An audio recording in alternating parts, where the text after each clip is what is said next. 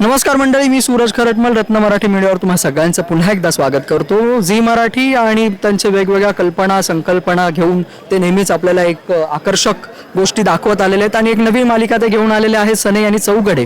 आणि त्यातील मुख्य कलाकार माझ्यासोबत आहेत आता, सुहास आणि मेघनाताई.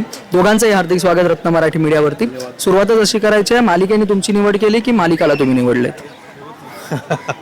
प्रत्येक गोष्टीचा मुहूर्त हा ठरलेला असतो. तो मुहूर्त आला आमचा. कोणत्या मुहूर्तावरती तुमच्याकडे ही मालिका आलेली आहे? स्वामींनी आणली, स्वामींमुळे आली.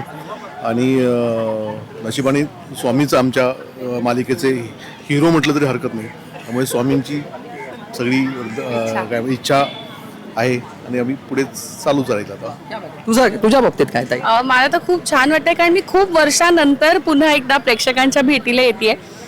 लग्न, संसार, मुलगी, आता माझी मुलगी 13 वर्षाची आहे, तर या सगळ्यामध्ये आपण एखादी भूमिका करताना त्याला पूर्ण न्याय द्यायला हवा. तर मला असं वाटतं की आत्ता मी एवढ्या वर्षानंतर तयार झाली आहे की पुन्हा एकदा मी म्हणजे ही चांगली प्रेमाने ही पमा साजरी करू शकते. आणि मला असं वाटतं फक्त आणि फक्त स्वामी बळ पाठीशी या एका वाक्यावरती मी पुढे जाते. तेव्हा स्वामी आमच्यावर लक्ष ठेवा. क्या बात आहे. सनई चौघडे साधारण काय कथानक आहे आणि कशा पद्धतीने ते अपलिंग असणार आहे? ही लालबाग परळमधली आमची परब फॅमिली आहे. मी BSTचा कंडक्टर दाखवलेला आहे आणि ही घरीच सगळे डबे किंवा ऑर्डर घेते जेवणाच्या. आणि हॅपी गो लकी फॅमिली आहे. 4 पोरी आहेत मला, आम्हा दोघांनाही. हिला थोडंसं लग्नाचं टेन्शन आहे, पण मला नाही आहे. माझ्या पोरी मला माहिती आहेत कशा आहेत ते, त्यांच्यावर फार विश्वास आहे माझा, त्यामुळे ते काही करणार नाही आहेत. आणि प्रत्येक गोष्टीचा मुहूर्त ठरलेला असतो, त्यामुळे लग्नाचं टेन्शन नाही आहे. फार असं कट कारस्थानं नसलेली सिरियल आहेत, पण फार नाही आहे. त्यामुळे बघायला मजा येईल की अरे हे आपल्या घरातलंच आहेत, ते आपण असं वागतो, आपण असं करतो. ही अशी एक मस्त फॅमिली आणि मस्त सनई चौघडे तुम्हाला नक्की वाजवणार. पण मग तुमच्या दोघांमध्ये सनई आणि चौघडे कोण आहे? काय मी सुरेल सनई आहे आणि हा एकदम दमदार असा आमचा चौघडा आहे. आणि चौघड्यांमध्ये 4 जणी त्याच्या मुली आहेत. सो आम्ही असं नेहमी म्हणतो की आमच्यामध्ये ही black and white love story आहे. कारण रंगासाठी नाही, तर तेव्हाचं प्रेम कसं हळूवार आणि असं छुप प्रेम होतं. हम दो हमारे दो असा कॉन्सेप्टच नाही. खूप प्रेम आहे आमच्यात. तो कॉन्सेप्ट नव्हताच आमच्यामध्ये, कारण लालबाग परळमध्ये त्यावेळेस आमच्याकडे मोबाईल नव्हते, काही नव्हते. मग असं लपून छपून भेटणं वगैरे अशी आमची लव्ह स्टोरी झालेली आहे. Love story. दोघांना एक आवर्जून एक प्रश्न मला विचारायचा आहे. सुरुवात तुमच्यापासून करूया की दत्ता ही आजही लोकांच्या मनामध्ये भरलेली भूमिका आहे, डोळ्यात तुम्हाला पाहिल्यानंतर तेच येतं. आता या मालिकेनंतर, या तुमच्या विशेष ह्यातल्या कॅरेक्टर नंतर ती एक जी प्रतिमा निर्माण झालेली आहे, तयार झालेली आहे, ती पुसता येईल का? माझा प्रयत्न तोच असणार आहे. कारण दत्ता फार वेगळा होता. म्हणजे घर मी इथेही घर सांभाळतोच आहे, पण तो जरासा ॲग्रेसिव्ह होता, थोडासा रागट होता, सगळ्या गोष्टी होता. आणि इथं पूर्ण वेगळा आहे. खूप मुलींवर प्रेम करतो, घरावर प्रेम करतो, फॅमिली मॅन आहे तो. आणि कधीच टेन्शन नाही घेतो, त्याला कधी राग येत नाही, काही नाही. त्यामुळे ती पुसणं हे माझ्यासाठी खूप महत्त्वाचं आहे आणि ती पुसल्या जावी. कारण दत्ता हा लोकांच्या मनात अजूनही तसाच आहे, कारण ती तिथं हिटच झालं होतं. पण तेही याच्यातही वेगळा सुभाष तुम्हाला नक्कीच बघायला मिळेल, एवढी खात्री नक्की देतो.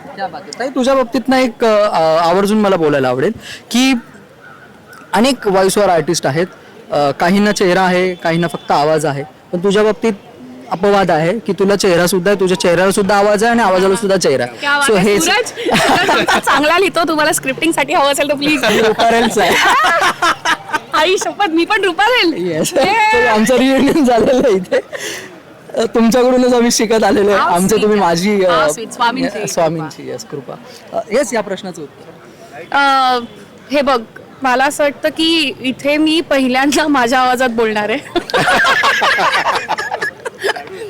आणि पमा हे कॅरेक्टर इतकं फुल ऑफ लाईफ आहे, ती इतकी इनोसेंट आहे की मी तुम्हाला सांगू, तिचा जो मनातला आवाज आहे आणि बोलायचा आवाज आहे तो एकच आहे रे. There is no filter to पमा. आणि ते इतकं इनोसेंट आणि इतकं साधी भोळी आहे. म्हणजे तू आता मला जरी काही बोललास आणि हो ग आई ग असं, परमधल्या सगळ्या अशाच आहेत. हो, म्हणून ते. आणि मग किती छान ना की मला हे करायला मिळतंय. मी बालमोहन शाळेत होते आणि माझ्या सगळ्या मित्रमैत्रिणी इथे लालबाग परळला राहायचंय. त्यामुळे मला त्यांच्या आया कशा वागायच्या, बोलायच्या, कशा डबा पाठवायचा हळूच, ते सगळं अजूनही लक्षात आहे. आणि तेच कुठेतरी मी पुन्हा एकदा करायचा प्रयत्न करते. पण माझ्यातलं दादर काही जाणार नाही एवढं नक्की. निश्चितच.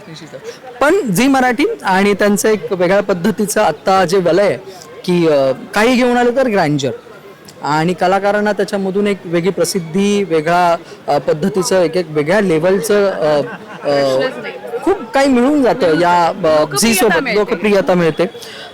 सो हे झी सोबतचं जे एक कनेक्शन तुमचं जमलेलं आहे ते त्याविषयी तुम्हाला काय सांगायला आवडेल? मी मुंबईमध्ये 2004ला आलो, त्यापासून मी फिल्म आणि नाटकच करायचो. सिरियल करायला भीती वाटायची.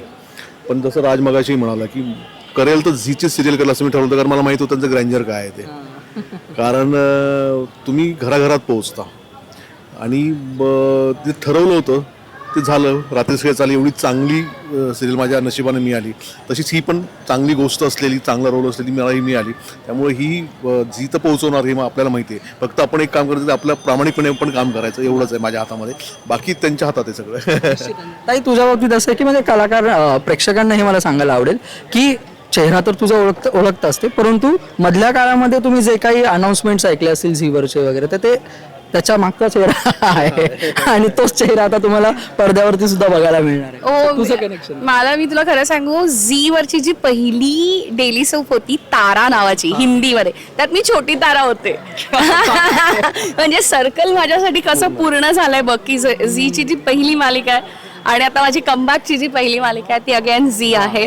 तर Zee has been very very close to me. तेव्हा मी ना रिश्ते, जंगली तुफान, टायर पंक्चर, अमर कथा आहे, मी अंताक्षरीमध्ये होते, मी सारेगामामध्ये होते झीमध्ये.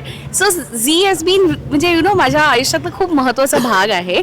आणि मग मी ऋणानुबंध नावाची सिरियल करायची झीवर, आभाळ मायामध्ये मी होते. सो झी माझं माहेर आहे. आता त्याच्या आधी जस्ट शिवामध्ये येऊन गेले, चल भावा सिटेतमध्ये येऊन, पण ते असे एपिसोडिक होते. आणि कुठेतरी असं वाटत होतं की आपली ही जी नाळ जोडलेली आहे आवाजाच्या मनाने म्हणा किंवा चॅनल व्हॉइस म्हणून किंवा प्रोमोज मधून, या सगळ्यामधून झी साठी करताना ना मला इतकी मजा. आता काय झालं, लक्ष्मी निवासमध्ये मला कळलंच पाहिजे, तारिणीमध्ये जे जे प्रोमोज येतात ते आम्हाला आदल्या दिवशी कळतात. मग लगेच ह्याचा प्लॉट काय त्याचा, मग तेव्हा असं वाटलं की अरे आपण पण एखादा भाग ह्याचा होऊ शकतो आणि आता आपण तयार आहोत.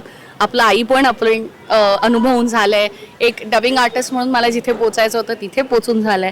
मग आता काय, तर back to where I started, artist म्हणून पुन्हा एकदा समोर येते. आणि मी तुला सांगू, फक्त आणि फक्त प्रेक्षकांच्या जीवावर आणि स्वामींच्या कृपेने हे सगळं करते. कारण मला प्रचंड प्रेम लहानपणापासून प्रेक्षकांनी दिलंय, त्यामुळे ते आत्ताही मला देतील याची मला पूर्ण खात्री. स्वामींची कृपा आणि इतकं श्रेयशूत असणं हे एक वेगळं कॉम्बिनेशन आहे तुमच्या कलाकारांमध्ये. जाता जाता तुमच्या स्टाईलने प्रेक्षकांना आवाहन करा. हो, आधी तू कर मग मी करते. परत फॅमिली त्यामुळे कोकणातली आहे. माझ्या प्रसिद्ध प्रेक्षकांनो, तुमका मी विनंती करतोय ही सनई चौघडे आमचा मालिका मालिका आहे. मालिका 8:30 वाजता 16 मार्चपासून सुरू होणार आहे. तेव्हा तुमचा प्रतिसाद आम्हाला खूप महत्त्वाचा आहे, खूप मोलाचा आहे. नक्की तुम्ही बघा आणि आमची black and white love story कशी वाटते ते नक्की सांगा. प्रत्येक गोष्टीचा मुहूर्त हा ठरलेला असतो. नवी मालिका सनई चौघडे 16 मार्च पासून रात्री 8:30 वाजता फक्त आपल्या झी मराठीवर. खूप खूप शुभेच्छा आणि धन्यवाद रत्न मराठी मीडिया सोबत गप्पा मारायला. Thank you so much. रत्न मराठी मीडियाला सबस्क्राईब करा, बेल आयकन बटन दाबा आणि ह्या व्हिडिओला नक्की लाईक करा आणि तुमच्या प्रतिक्रिया कॉमेंट बॉक्समध्ये नक्की कळवा.